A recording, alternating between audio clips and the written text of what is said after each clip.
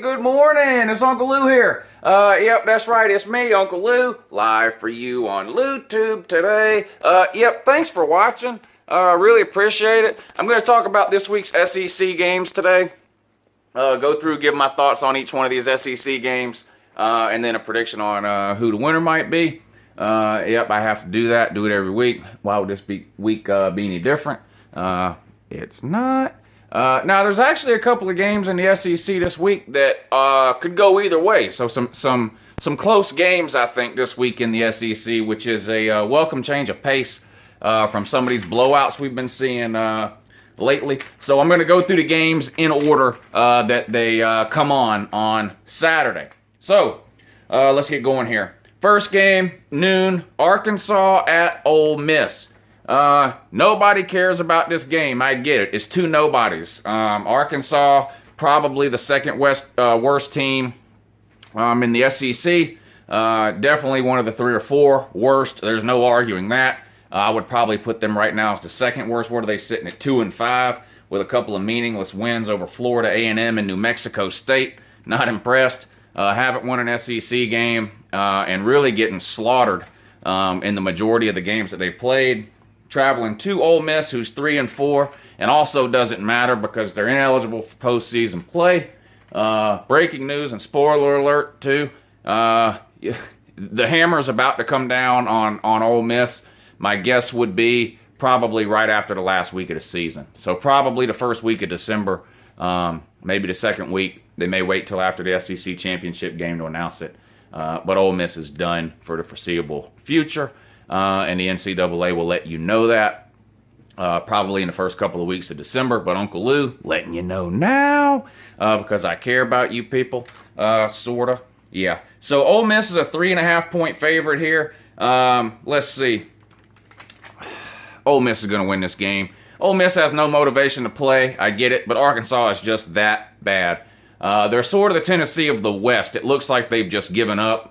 It doesn't even seem like the players are really trying.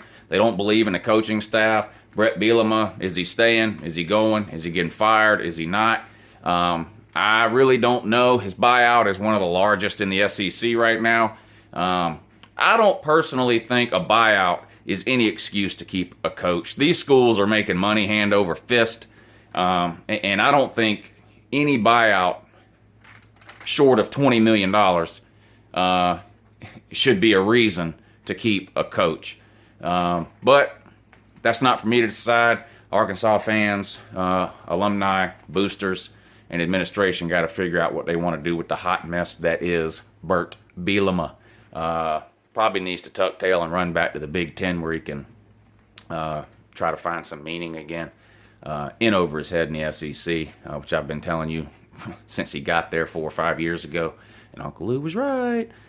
Yet ran his mouth non-stop when he was in the Big Ten about the SEC. Comes down here and can't do squad douche in the SEC. So yeah, he's terrible. Ole Miss will win this game. 3.5-point spread. I would take Ole Miss to cover that 3.5. I don't think this game will be close. At Ole Miss, Arkansas, terrible. Ole Miss wins this game going away without a problem.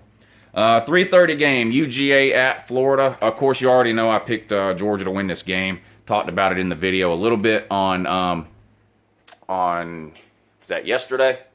Anyway, so I'm not going to spend a lot of time on it today, but I do expect Georgia to win this game. I do not expect it to be close. Georgia's about a 2-touchdown favorite, depending on where you look. I also think they cover that 2 touchdowns. I don't think this game will be close.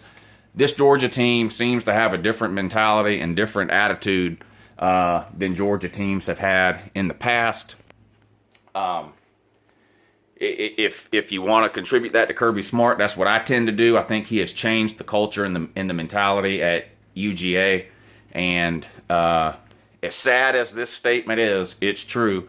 There isn't a single player on Georgia's team right now who's ever beat Florida. And we've got some senior studs on this team who do not want to leave UGA without a win against Florida.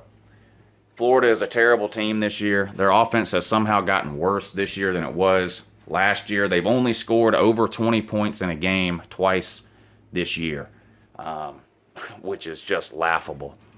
Their defense is not as good as it has been in years past. That's not an opinion. It's a statistical fact. You can look this stuff up, whether it's rush defense, pass defense, total defense, turnovers, red zone defense, whatever you want to look at. Florida's defense is not the same this year as it has been in years past, now that most of Muschamp's players are moving on. You've got a situation there with the coach where he's getting death threats. Maybe. I don't know.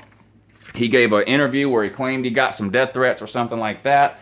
The administration at Florida acted like they had no idea this was going on. They then released a statement later in the day saying, well, we sat Jim down after he said that and asked him about it, and he refused to provide any further details on the death threat information. So I guess my question to McElwain is, why bring up death threats at your press conference and make that public if you're not willing to divulge details to the administration, who could then take steps to protect you? Or, you know, at the very least, turn this information over to the authorities. They take these death threats very seriously. I know this is the internet here, and people live fake, pretend lives on here with anonymous accounts in the comments section, and they're not afraid to type all this kind of stuff. But believe it or not, that kind of stuff is against the law. It's actually a felony. So I just don't understand why he brought this up in the press conference if it wasn't a big enough deal to him to provide details to the administration so that it could be looked into. But Florida's lost 2 in a row. What's their best win? A 1-point victory over Kentucky. That's not very impressive. They lost to LSU and Texas A&M at home. 2 average at best teams. You know, Texas A&M did play Bama pretty close this year. But LSU, not impressive at all. Would have lost to Troy, a proven loser as a head coach. They go into Gainesville and win there. Just sad and embarrassing also in 2. So just not impressed with anything Florida has done this year. They still don't have a quarterback. The suspensions, the credit card fraud situation, and then injuries on top of that have really put Florida at a disadvantage this year. As much as I like to talk crap about Florida and Jim McElwain, it's really a shame that people are hating on Jim McElwain like they are. If you look at the amount of players that Florida lost heading into week 1 this year, it's sort of a miracle they're not worse than they are.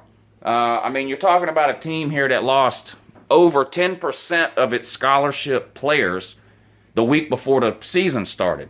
Okay? Now, I don't feel sorry for the players. This was their fault. You know, this isn't a mistake. This isn't, you know, driving on a suspended license or getting caught with weed or even a DUI or anything like that. I mean, this is serious charges here, felony credit card charges, so don't feel sorry for them.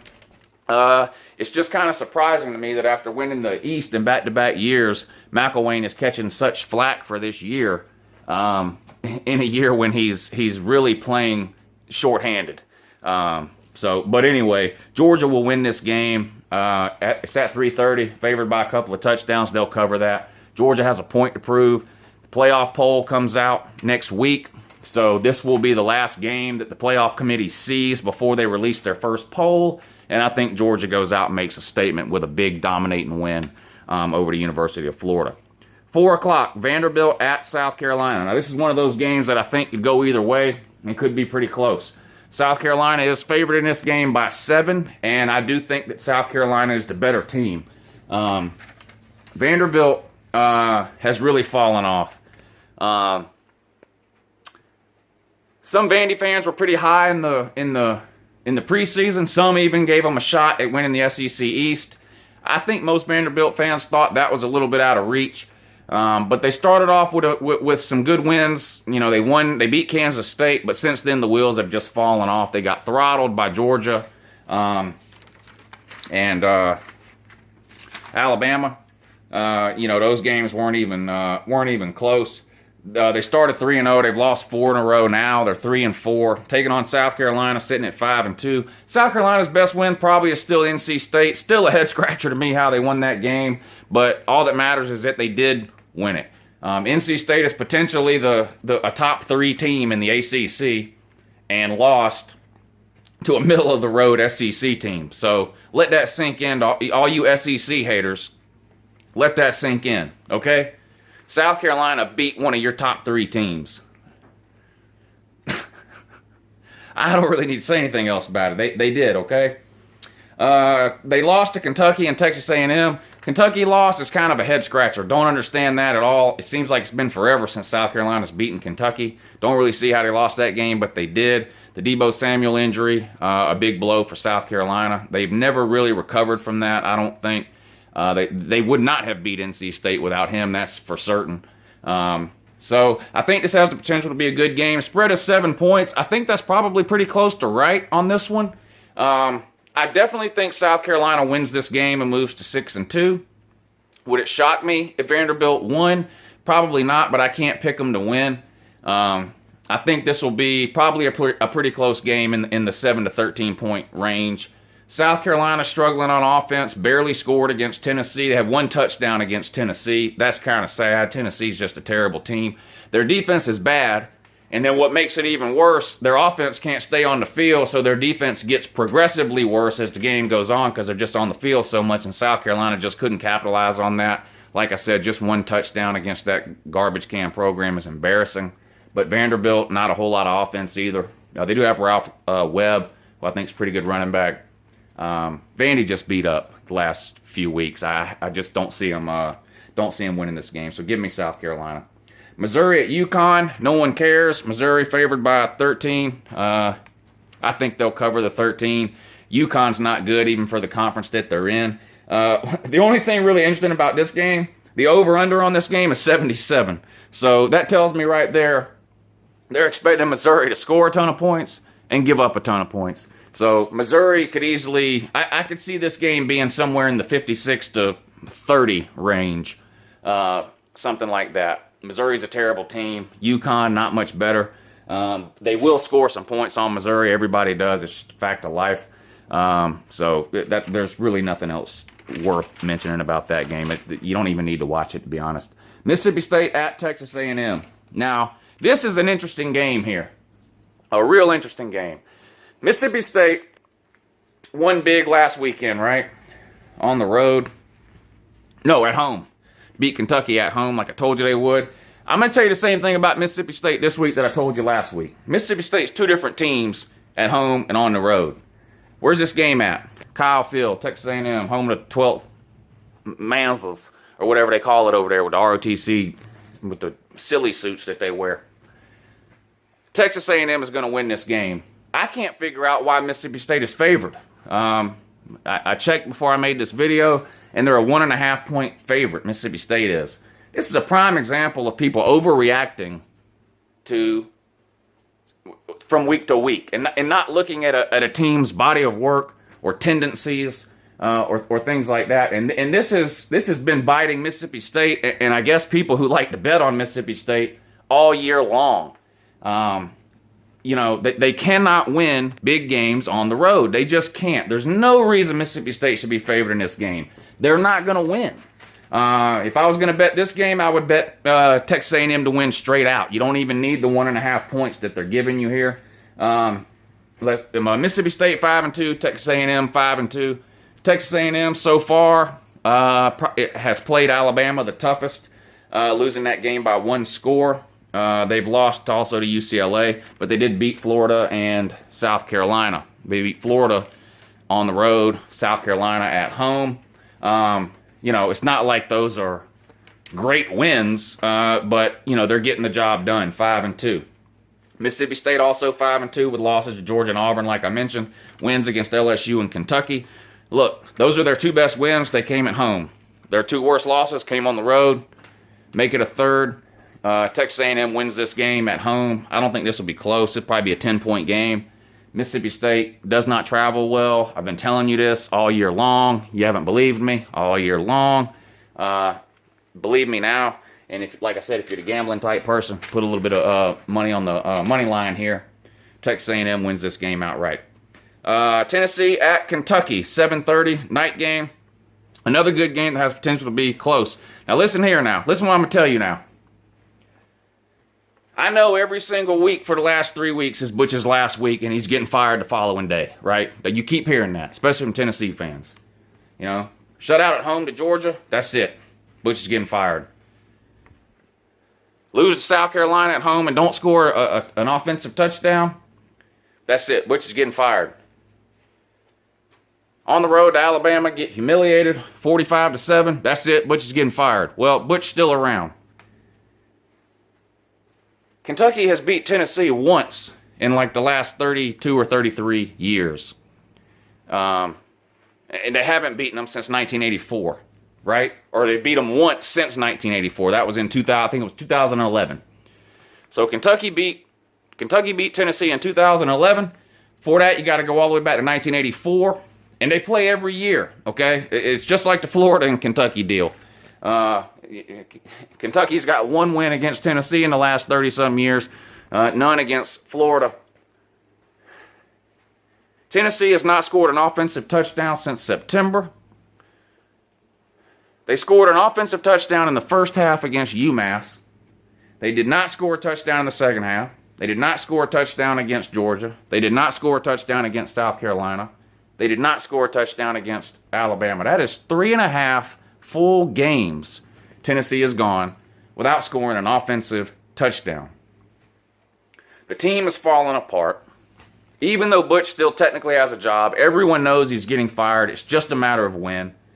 The team has give up, fights in the locker room, fights at practice, switching quarterbacks, injuries, recruits decommitting, and they had a recruit this week decommit and then commit to Vandy.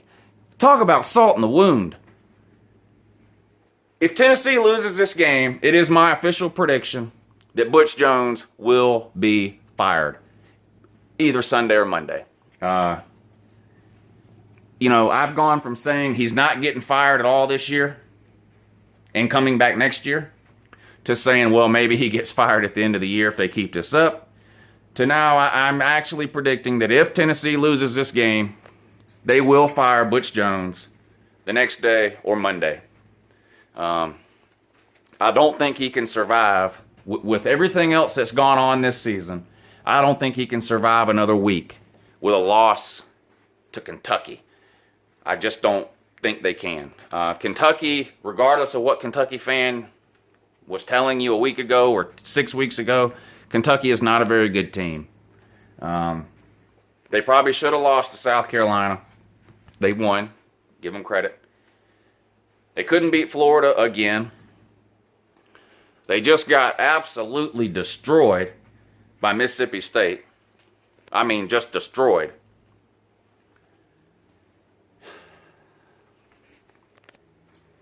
They're not a good team. I mean, we know Tennessee's not a good team.